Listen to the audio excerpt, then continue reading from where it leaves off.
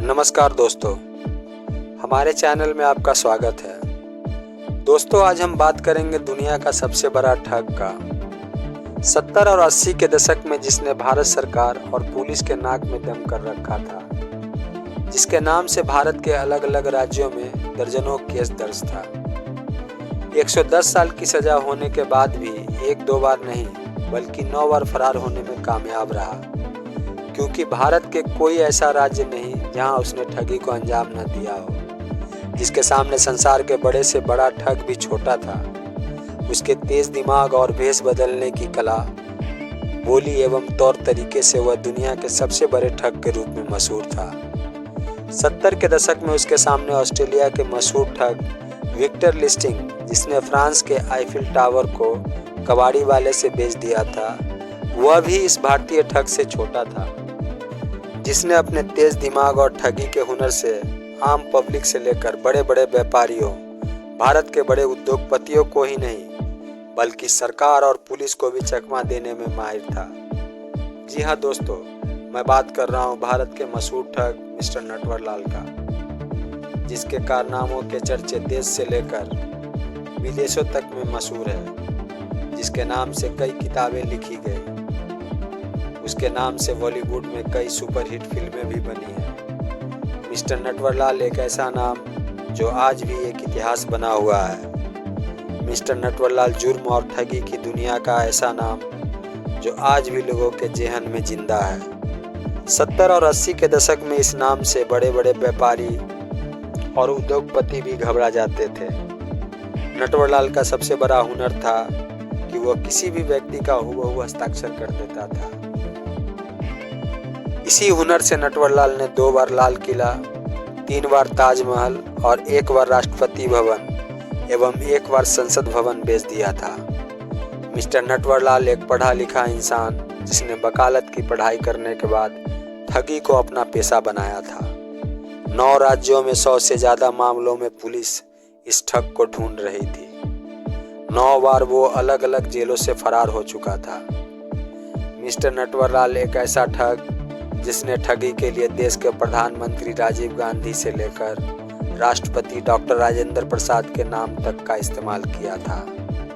कहते हैं कि मिस्टर नटवरलाल का वैसे तो 52 नाम थे, पर उनमें से सबसे ज़्यादा फेमस नाम नटवरलाल था।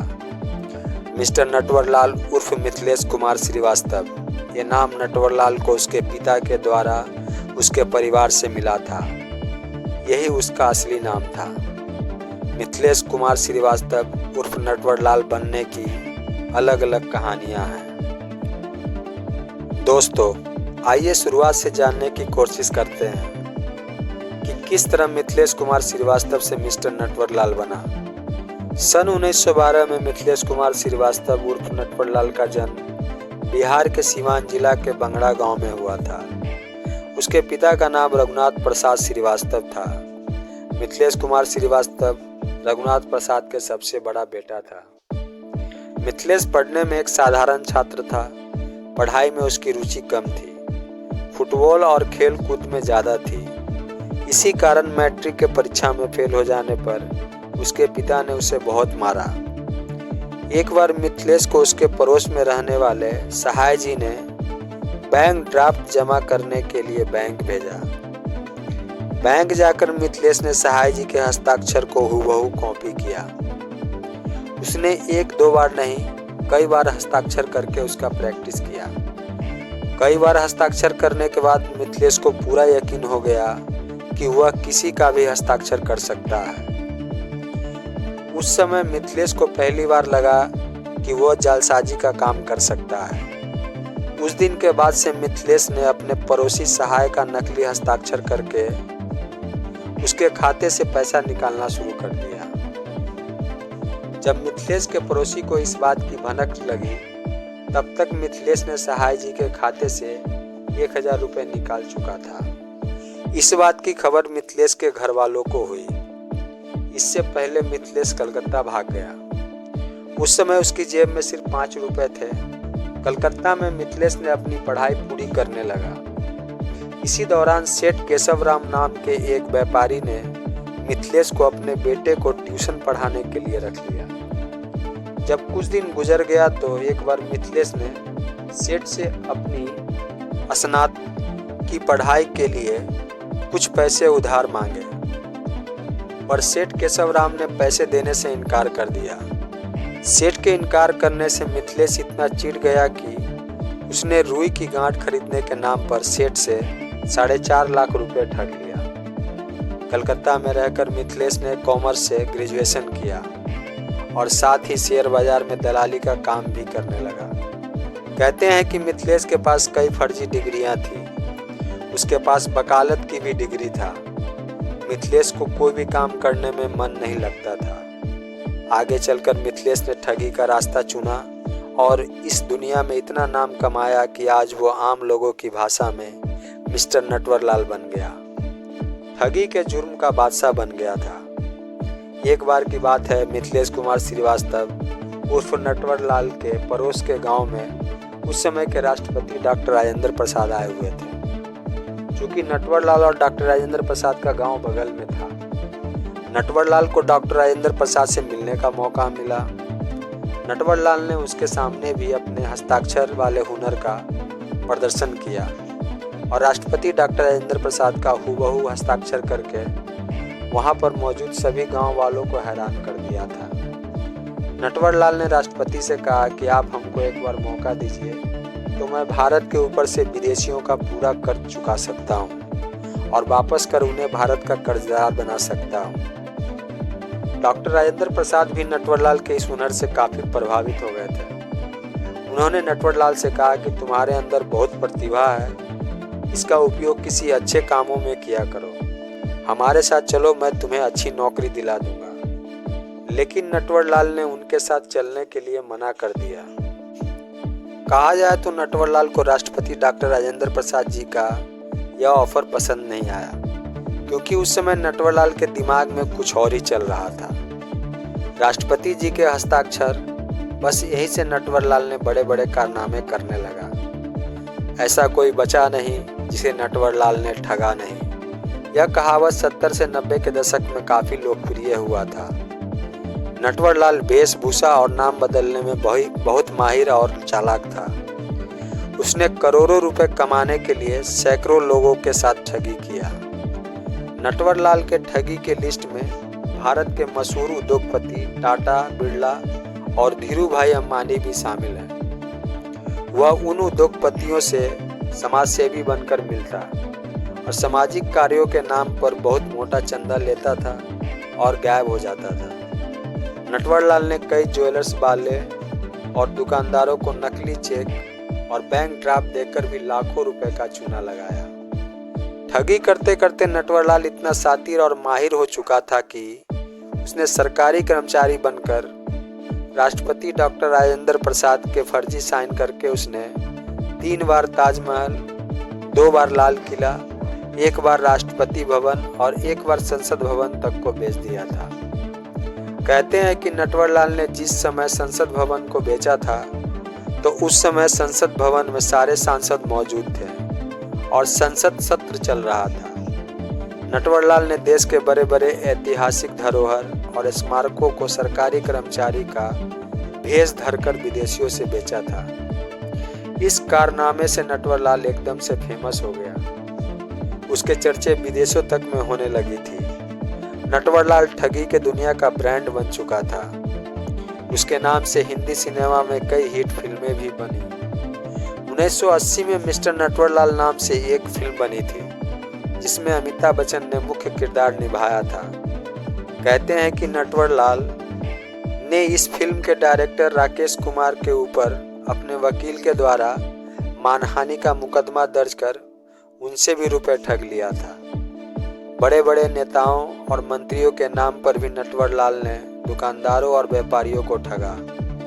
उस समय के प्रधानमंत्री राजीव गांधी के नाम पर भी दिल्ली में एक घड़ी के दुकानदार को नटवरलाल ने ठग लिया। यह घटना दिल्ली के कनॉट प्लेस में सुरेंद्र शर्मा नाम के घड़ी दुकानदार के साथ हुआ था। नटवरलाल ने घड़ी दुकानदार को अपना नाम उस समय के वित्त मंत्री नारायण दत्त तिवारी का पर्सनल स्टाफ DN तिवारी के रूप में दिया और घड़ी दुकानदार से कहा कि प्रधानमंत्री राजीव गांधी पार्टी के सभी वरिष्ठ नेताओं को दिल्ली बुलाया है और इस बैठक में शामिल होने वाले सभी लोगों को वो घड़ी भेंट करना चाहते हैं, तो मुझे आपकी दुकान से 93 घड़ी चाहिए। दुकानदार नटवरलाल के दिए हुए लालच में फंस गया। दुकानदार ने 93 घड़ी का एक साथ ऑर्डर देखकर लालच में आ गया और हाँ कर दिया। अगले दिन नटवरलाल घड़ी लेने दुकानदार के पास गया और सभी घड़ी को पैक करवा लिया। दुकानदार को कहा कि अपना एक स्टाफ मेरे साथ भेजो, पैसा नॉर्थ ब्लॉक ऑफिस में मिल जाएगा। दिल्ली का नॉर्थ ब्लॉक, जहां प्रधानमंत्री से लेकर बड़े बड़े अफसरों का ऑफिस है, वहां पर नटवरलाल ने घड़ी दुकानदार के स्टाफ को 35,935 रुपये का बैंक ड्राफ्ट दे दिया। जब घड़ी दुकानदार ने बैंक में ड्राफ्ट जमा कराया तो बैंक वालों ने बताया कि ये ड्राफ्ट फर्जी है। तब दुकानदार सुरेंद्र शर्मा को समझ में आया कि मेरे साथ ठगी हो गया है और वह आदमी कोई वित्त मंत्री का स्टाफ नहीं, वह नटवरलाल था। नटवरलाल ने वित्त मंत्री वीपी सिंह, तो कभी वाराणसी के जिला जज का नाम, तो कभी यूपी के सीएम के नाम पर अलग अलग शहरों में दुकानदारों को ठगता रहा था। दुनिया के लिए नटवरलाल ठग था, लेकिन अपने गांव वालों के लिए मददगार था। कहा जाए तो गांव वालों के लिए नटवरलाल रॉबिन हुड था, जो भ्रष्ट अमीरों को लूटता था और गरीबों की मदद करता। इसके गांव के लोग नटवरलाल उर्फ मिथिलेश कुमार श्रीवास्तव को ठगी पर कभी शर्मिंदा नहीं हुए। उनके हिसाब से नटवरलाल ने उन लोगों को शर्मिंदा करने वाला कोई भी काम नहीं किया है। एक बार नटवरलाल ने अपने गांव में बंगड़ा में एक बहुत शानदार भोज का आयोजन किया। भोज में बढ़िया खाने का इंतजाम किया था। भोज के बाद उसने गांव के हर गरीब आदमी को 100-100 रुपये बांटे। नटवरलाल सिर्फ सातिर ही नहीं, साहसी और हाजिर जवाबी भी था। एक सुनवाई के दौरान जब नटवरलाल कोर्ट में था तो जज साहब ने नटवरलाल से पूछा कि तुम ये सब कैसे कर लेते हो, लोगों को कैसे ठग लेते हो। तब नटवरलाल ने जवाब देते हुए कहा कि जज साहब, आप मुझे 1 रुपया देंगे तो मैं आपको बताऊंगा। जज साहब के पास 1 रुपया नहीं था, 10 रुपये का नोट था। जज साहब ने 10 रुपये का नोट नटवरलाल को दे दिए। फिर नटवरलाल ने कहा कि मैं ऐसे करता हूँ, मैं कोई ठगी या चोरी नहीं करता हूँ। मैं लोगों से पैसे मांगता हूँ और लोग मुझे पैसे दे देते हैं। मैंने आज तक किसी को धोखा नहीं दिया। मैंने कभी भी लोगों को पैसों के लिए डराया धमकाया नहीं। लोगों ने तो हाथ जोड़कर खुद मुझे पैसे दिए हैं। जैसे मैंने आपसे 1 रुपये मांगे और आपने खुशी से 10 रुपये के नोट दे दिए। जज साहब यह सुनकर दंग रह गए। नटवरलाल पर 8 राज्यों में 100 से अधिक आपराधिक मामले दर्ज थे। उस 110 साल की सजा हुई थी। वह अपने पूरे जीवन में सिर्फ 9 बार पकड़ा गया था और हर बार वह नाटकीय ढंग से फरार हो गया। नटवरलाल जितने नाटकीय ढंग से पकड़ा जाता, उससे भी ज़्यादा नाटकीय तरीके से भागने में कामयाब हो जाता था। 110 साल की सज़ा में उसने जो सज़ा पूरी की वह 20 साल से भी कम की थी। नटवरलाल को आखिरी बार जून 1996 में देखा गया था। वह व्हीलचेयर पर था। वह चल नहीं पा रहा था, एकदम अस्वस्थ लग रहा था। उस समय उसकी उम्र लगभग 80 साल के आसपास लग रहा था।